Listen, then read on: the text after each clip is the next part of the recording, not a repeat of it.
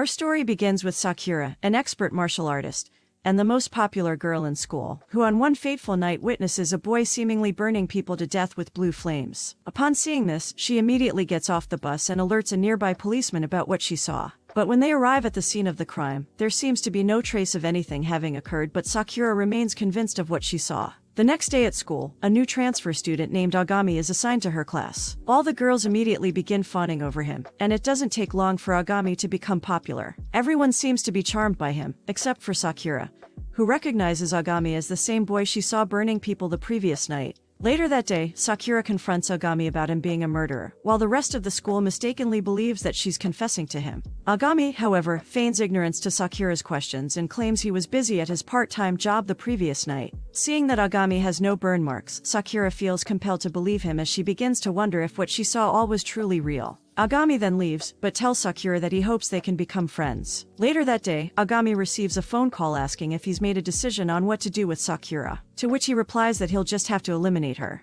The next day, while visiting a stray dog in the park, Sakura witnesses a criminal gang attacking a defenseless homeless man. When she intervenes, she realizes that they are members of the ruthless G-Falcon gang, due to their falcon-shaped tattoos. She is able to hold them off with her martial arts for quite a while, until she is eventually stunned with a taser and kicked repeatedly. The dog she fed earlier tries to protect Sakura, but the gang members nearly kill it by kicking it around. Just when Sakura herself is about to be killed, Oogami shows up seemingly out of nowhere, which surprises the criminals. Upon seeing how bruised and beaten the dog is, Oogami deems that it is beyond saving and puts it out of its misery himself, much to Sakura's horror. He then turns to the gang members and burns one of them alive as he recites his motto: an eye for an eye, a tooth for a tooth, and evil for evil. He then offers the remaining criminals a choice: turn themselves into the police or die. The gang members choose death, however, and charge at Oogami, who in response uses his powers to summon blue flames and eradicates them all. Oogami then walks up to the horrified Sakura and tells her he lied when he said he wanted them to be friends as he sets her on fire. Interestingly, Sakura wakes up in her room the following morning. She is completely unharmed, but confused about how she's still alive. At school, Sakura grows highly cautious of Oogami, despite him acting as if nothing transpired the night before whilst among their peers. However, when Oogami begins following Sakura around school and spying on her, she decides to avoid her best friend in an attempt to protect her from Oogami. Elsewhere, a man named Yuki is given a picture of his next opponent by someone in a cat costume, who refers to Yukiya as number 3. After school, Sakura takes Oogami to a populated area with lots of witnesses, so Oogami can't use his powers and tries to reason with him about killing those men the night before. However, Oogami explains that those men deserve to die as they were evil and that he is the necessary evil that takes care of society's trash. Sakura disagrees with Ogami's sense of justice and is not able to accept how he can commit such acts without feeling any emotion.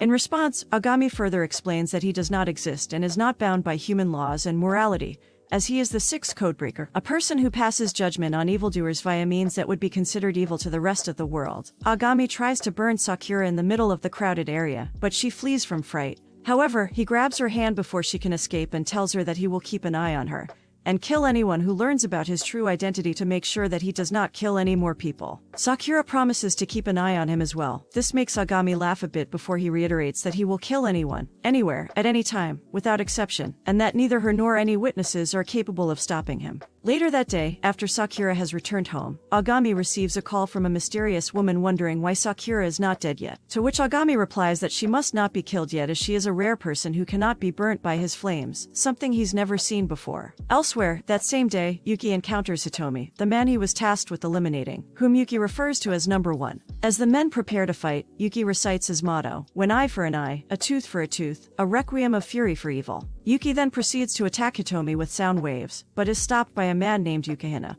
who has the ability to control ice and uses it to put an end to the fight. The next day, Sakura goes to school with Oogami and finds her locker stuffed with love letters from fellow students. Due to Sakura and Ogami's desires to keep an eye on each other, students have begun to misunderstand their relationship and believe that they are dating. This jealousy quickly turns into violence, but Sakura prevents the situation from escalating further out of fear of Oogami using his powers. Elsewhere, a mysterious blonde boy receives a call ordering him to work with Oogami. Later that day, Oogami gives Sakura a puppy of the dog that tried to protect her, as a gift, which makes her happy, but remembering how the dog died just brings her to tears. Afterwards, Sakura goes with Oogami to a local Yakuza office, where he is offered a job to sell illegal goods for them. However, Oogami refuses their offer and burns all the Yakuza members instead, along with 2 corrupt policemen who were there as well. Oogami then goes to a car waiting outside the Yakuza office with the corrupt chief of police inside, who immediately attempts to flee upon noticing Oogami. But despite being wounded, he pursues the corrupt chief of police in order to bring him to justice. Suddenly, Toki, the mysterious blondie from earlier, and the 4th codebreaker, appears out of nowhere and blows up the car that the chief of police was in by using his powers of magnetism.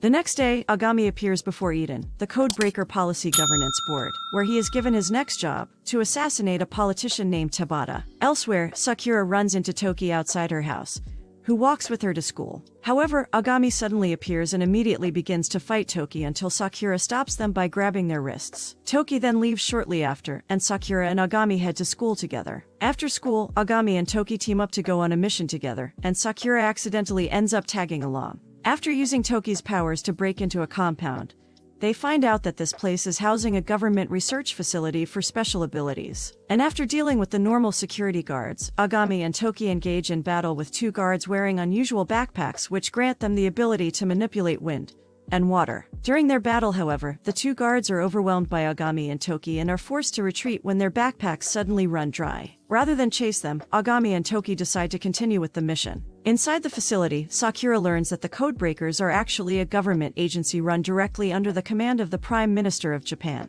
This facility houses kids with special abilities hooked up to machines for close monitoring, and the lower levels of the facility are used for even more inhumane experiments that are performed on the children. Tabata, the politician that Oogami had been ordered to kill, is revealed to be the head of this research facility. Suddenly, the 2 guards return and resume their fight with Oogami and Toki, who both quickly discover that the backpacks each contain a child with special abilities inside. After killing the guards, the 2 children that were inside the backpacks are finally put to rest. Oogami then goes to kill Tabata, but moments before he does, Tabata's crippled daughter, Chisa, appears. It turns out that Tabata had performed such inhumane experiments in hopes of finding suitable transplants for Chisa, who also has special abilities. Sakura tries to convince Oogami not to kill Tabata by protecting him with her body, but he spits in the face of her mercy by trying to attack Oogami with a scalpel, giving Oogami no choice but to kill him. Chisa, mourning her father's death, attempts to use her powers to hurt Oogami, but is unable to harm him. In response, Oogami gives her permission to someday take revenge on him and walks away. Meanwhile, Toki finds out that Hitomi, Codebreaker number 1, is the real mastermind behind this research project. The remaining children are then transported to another research facility, and Chisa receives medical attention. Some time later, while Toki has lunch with his father, the Prime Minister of Japan, he is reminded that he became a codebreaker in order to keep his sister away from danger. Elsewhere, while Sakura and Oogami head to school together, they run into Codebreaker number 5, who is nicknamed Prince. Despite being a girl, she gives Oogami strict orders to protect Sakura at all costs. At school, Oogami notices that the class is acting strangely, which causes him to suspect that Sakura has exposed his secret as a codebreaker. However, it turns out that the class was actually just preparing a welcome party for Oogami. At that same time, Toki is seen collapsing in pain in an alley somewhere else, and the Prime Minister is informed that a total of 43 agents have gone missing in search of Hitomi. Back at the party, the school is attacked by the 43 missing agents whose dead bodies have been reanimated thanks to Hitomi's ability to manipulate electricity. While fighting the dead agents, Oogami momentarily collapses due to using too much of his powers. Suddenly, Miss Kanda, a teacher at their school, reveals herself as an agent of Eden assigned to assist Oogami, and helps fight off the agents. Yuki also appears shortly after to assist them in fending off the attack.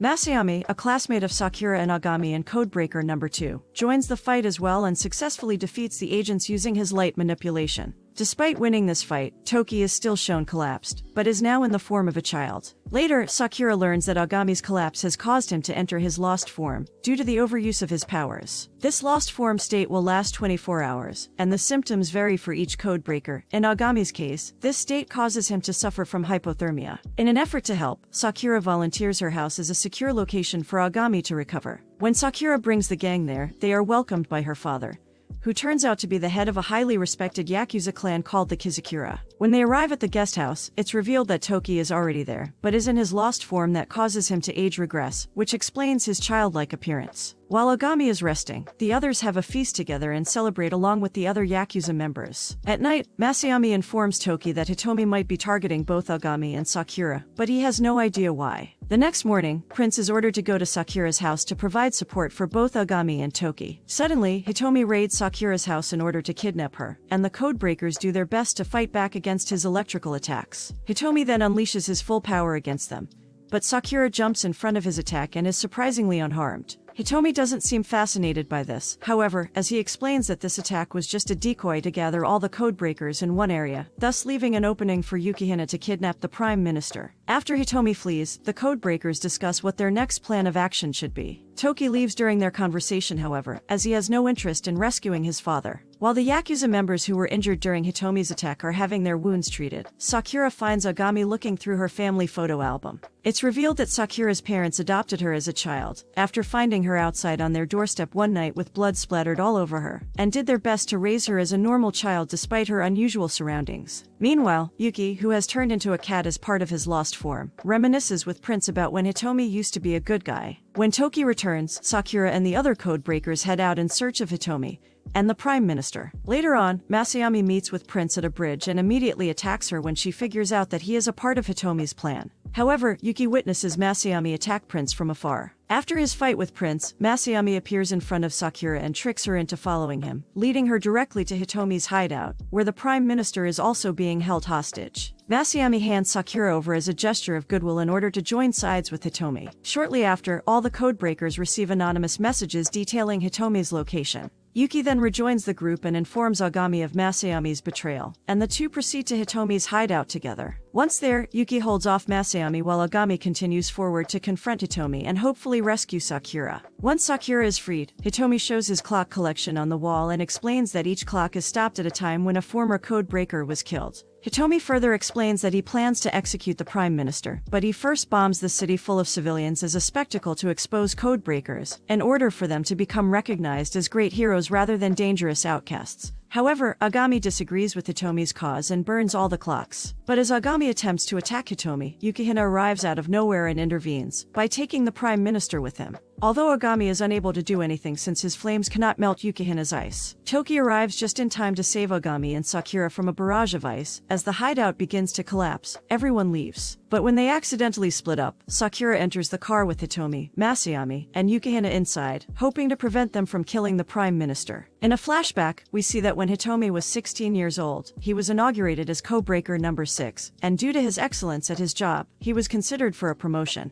4 years later, Hitomi's unnamed partner, who was Codebreaker number 5 at the time, was killed during an operation, and his watch stopped working the exact moment he died. Hitomi was then promoted as the new Codebreaker number 5, but he was still greatly troubled by his partner's death. When Hitomi was eventually promoted to Codebreaker number 1, he was tasked with training the future Codebreakers, which included Yuki, Toki, Prince, and Oogami. However, Hitomi took concern with Ogami's primary focus of eliminating evil without thought of any consequences. Hitomi later told Oogami that their purpose should be protecting the powerless, and not simply killing the wicked. Some time later, Masaomi informed Hitomi that Codebreakers could die if they overused their own powers numerous times, which was something Eden had kept hidden from them. So, after years of being treated by Eden like nothing more than a tool for killing, Hitomi silently vowed to get revenge on the very organization that taught him how to kill. Back in the present, Hitomi announces to the public from the top of the Tokyo Sky Tower that he will kill the Prime Minister and 50,000 other civilians across Japan when the timer runs out.